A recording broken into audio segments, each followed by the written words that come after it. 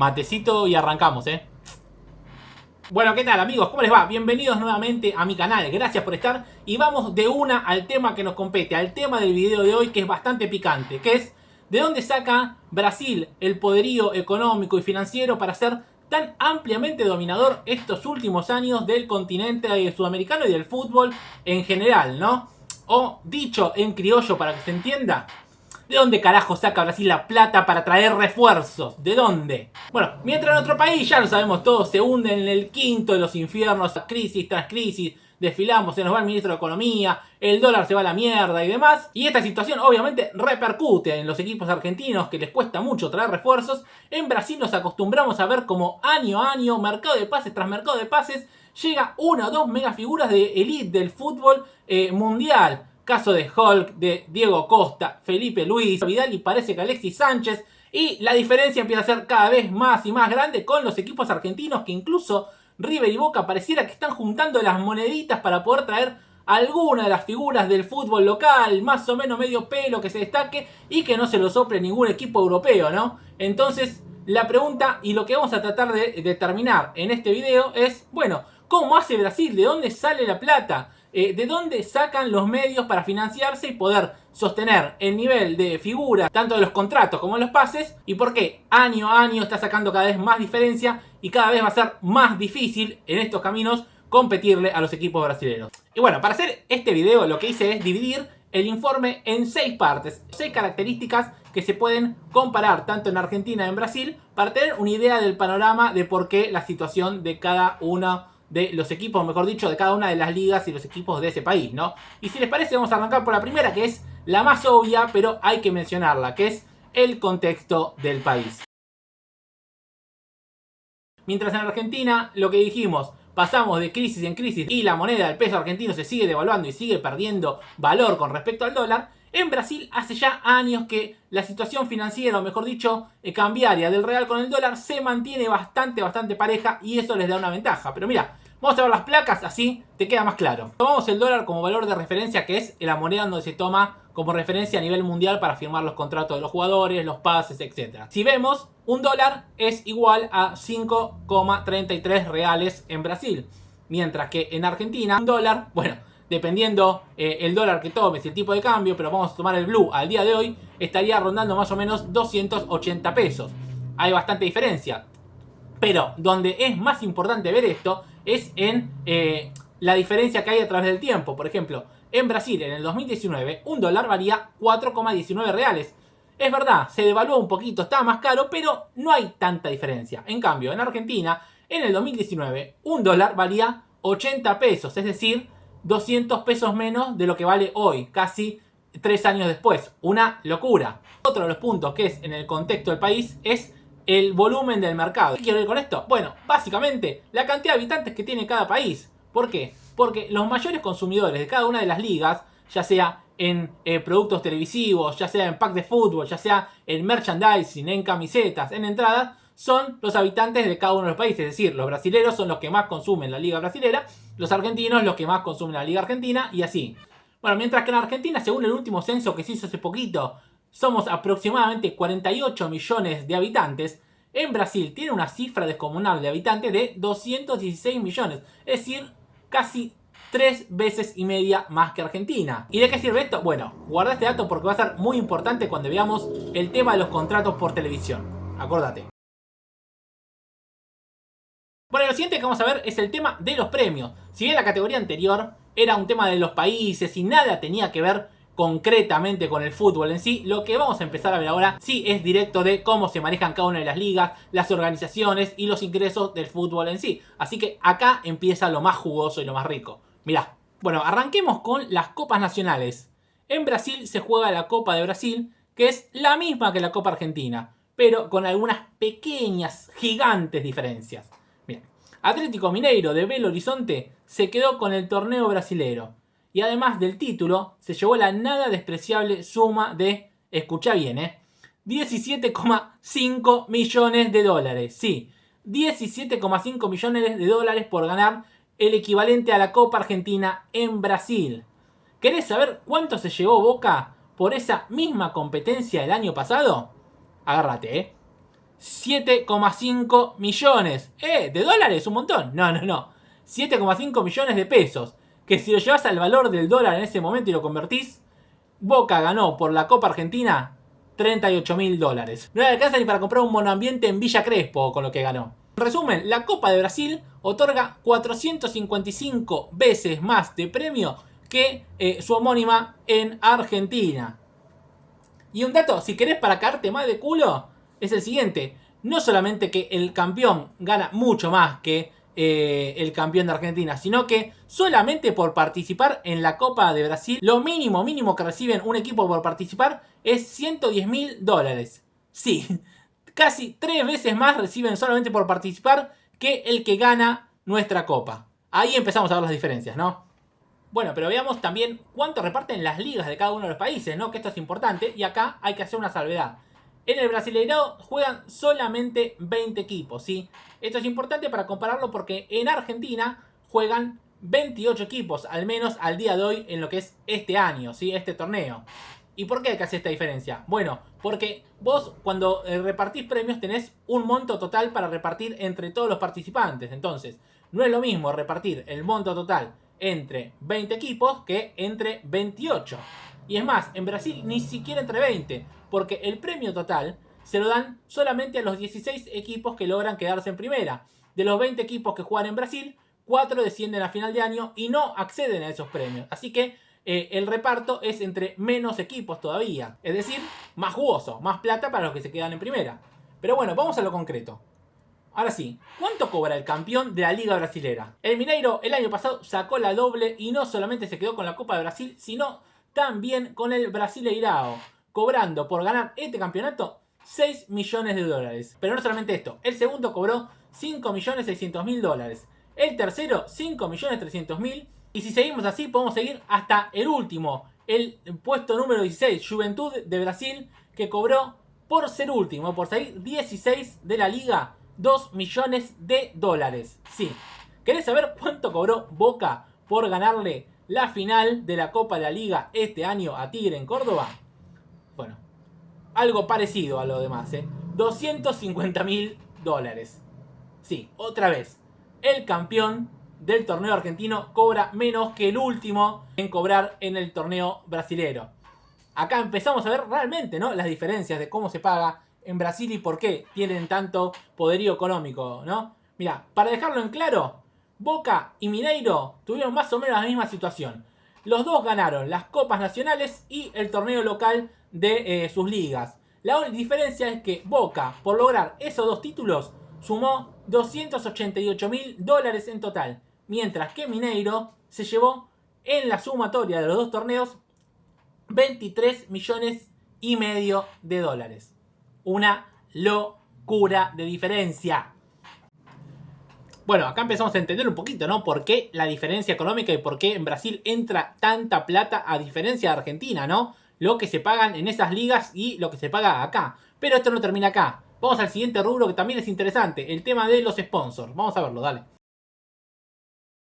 No vamos a perder mucho tiempo, tomé dos ejemplos para que tengamos de referencia y eso lo apliquemos al resto, ¿no?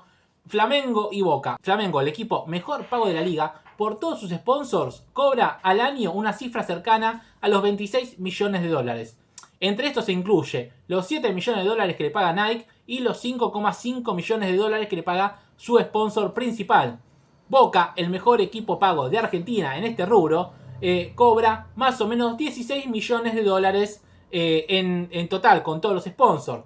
No está tan mal, dentro de todo 10 millones de diferencia entre uno y otro, pero convengamos que Boca es el que mejor maneja el marketing en Argentina. Imagínate eso trasladarlo al resto, por ejemplo a Independiente, que ni siquiera tiene sponsor en la camiseta. Ahí empezás a ver si con Boca hay diferencia, con el resto ni hablemos. Pero bueno, si en este rubro no viste tanta diferencia, si es bueno, estuvo más o menos parejo, con lo que viene te desmayás, agarrate de tu tía porque te caes de culo, porque acá sí se empieza a ver la real diferencia que hay entre una liga y la otra. Los ingresos por televisión. Vamos de ahí. Acá sí vamos a tocar varios temas. El primero es, como dijimos en el rubro anterior, la Liga de Brasil cuenta con 20 equipos, mientras que la de Brasil cuenta por 28. Esto tiene una fundamentación más o menos igual a la otra. mientras que vos tenés un total de ingresos de televisión que en un lado repartís a 20 equipos, en el otro lo tenés que repartir con 28, es decir, con 8 equipos más. Pero bueno, vamos a ver concretamente qué es esto. En Argentina, en 2018 se firmó el actual contrato que tiene la Liga Argentina con ESPN, donde desembolsan por año alrededor de 100 millones de dólares para repartir entre todos los equipos. Y acá estoy siendo generoso, porque en realidad si vos te vas por el tipo de cambio y todo, terminan siendo más o menos 50 millones de dólares, o sea, casi la mitad. Pero vamos a tomar 100 solamente a modo de referencia, ¿sí? Vamos a ser buenos. Bueno, esa plata no se reparte equitativamente entre todos los equipos, sino que River y Boca, por ejemplo, cobran casi el 25%. Después, en el siguiente escalafón están Independiente, Racing y San Lorenzo, los que más cobran, y después el resto de los equipos.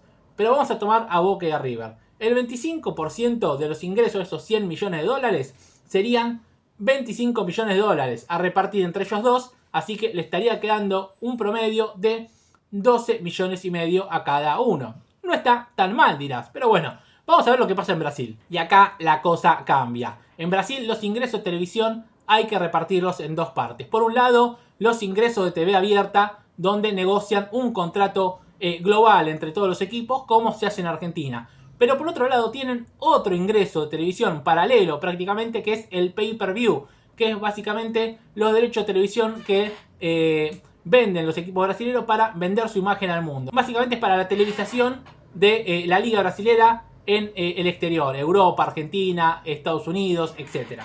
Bueno, para redondearlo, en total entre estos dos rubros se repartió el año pasado un total de 455 millones de dólares de derecho de televisión para Brasil. Sí, 455 millones, es decir, 355 millones de dólares más que lo que se repartió en Argentina, sin tomar ni siquiera diferencia cambiaria. Es una locura.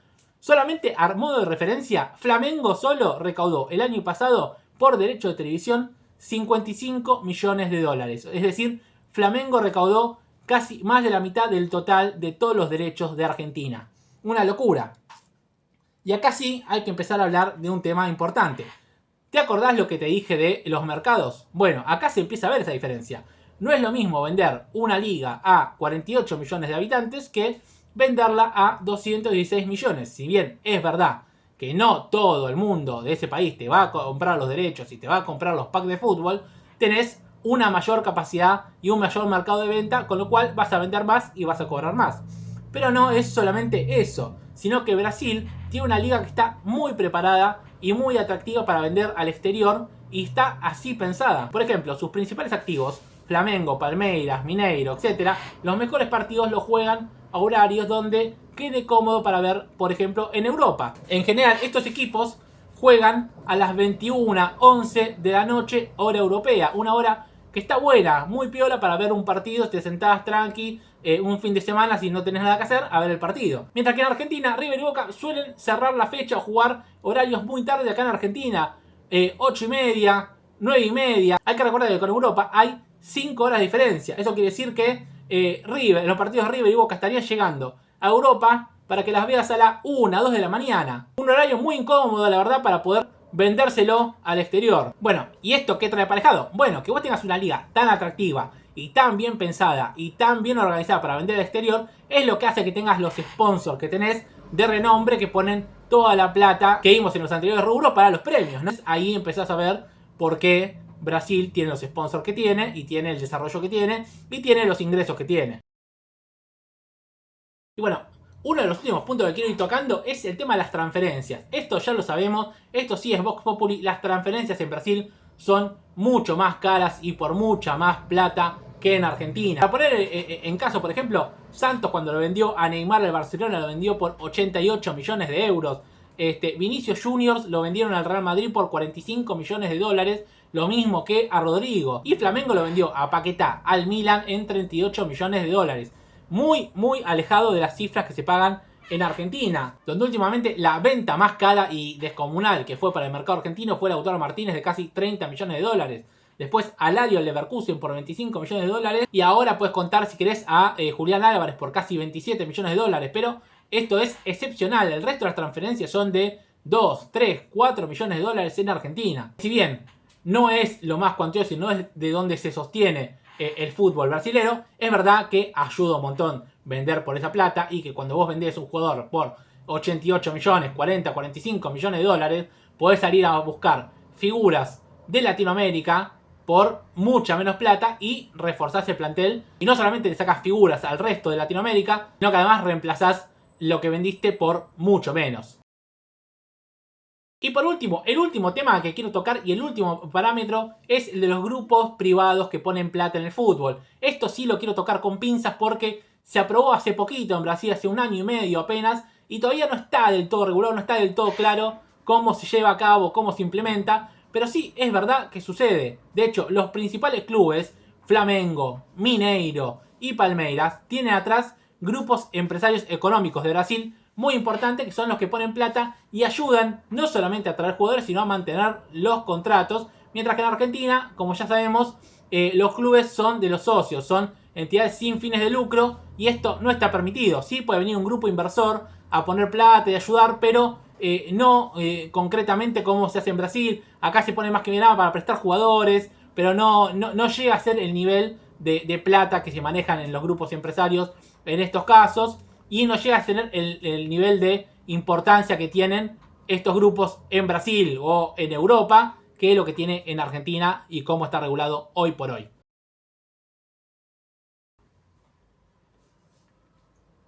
Bueno, las conclusiones que quedan para ir cerrando, es evidente que las diferencias entre los ingresos de una liga y de otra, y cómo está organizada una liga y la otra para poder recaudar fondos, para poder recaudar sponsors, para poder ser atractivo para vender al exterior, son abismales, y de ahí radica la diferencia, por lo cual los equipos brasileros, aún con los problemas de la región y aún estando en Sudamérica y aún teniendo, bueno, estos problemas económicos y financieros que se tienen una ventaja enorme por los argentinos, que sumado a la crisis del país está la desorganización y la falta de atractivo de competencia de la liga para traer sponsors, para vender y demás. Ahora, ¿esto hace que sea imposible ganarle a los brasileros?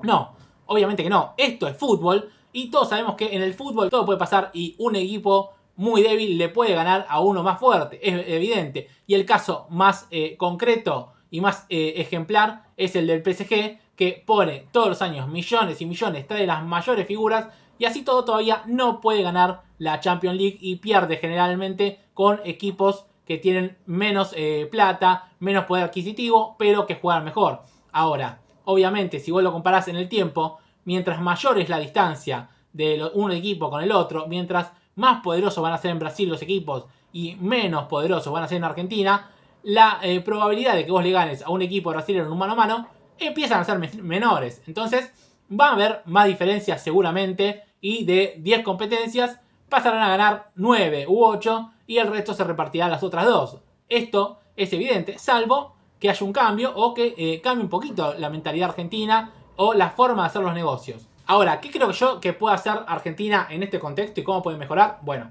obviamente no pueden hacerse cargo los equipos argentinos de las crisis económicas del país y de cómo está el dólar en comparación al peso y de la cantidad de habitantes. Evidentemente no pueden resolver esos temas. Pero los relacionados con el fútbol y con los ingresos de las ligas concretamente y hacer un producto mejor, creo que sí lo pueden hacer. Y lo único que falta es determinación.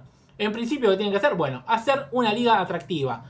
Basta de 28 equipos, 24, 27, donde se reparte encima los pocos ingresos entre un montón. Tiene que haber 20 equipos, 22 como mucho, como es en todas las ligas. Y que sean equipos atractivos, que sean equipos que te jueguen bien, que tengan figuras, que se puedan vender al mundo, que vuelvan los visitantes de alguna forma o de otra. El folclore argentino y las hinchadas era lo que más atraía en el mundo. Cuando venían los extranjeros a ver los River y Boca, no era para ver los partidos o para ver la calidad de futbolística, sino para ver el espectáculo en las tribunas. Argentina era un país que vendía por eso. Y ahora, sin tenerlo, la verdad que se hace menos atractivo. Hoy es muy raro que un español, un alemán, un chino, un estadounidense se sienta a ver un partido argentino, ya sea River o Boca, porque no le trae, prefiere ver incluso la Liga Brasilera o los partidos europeos. De más está decir.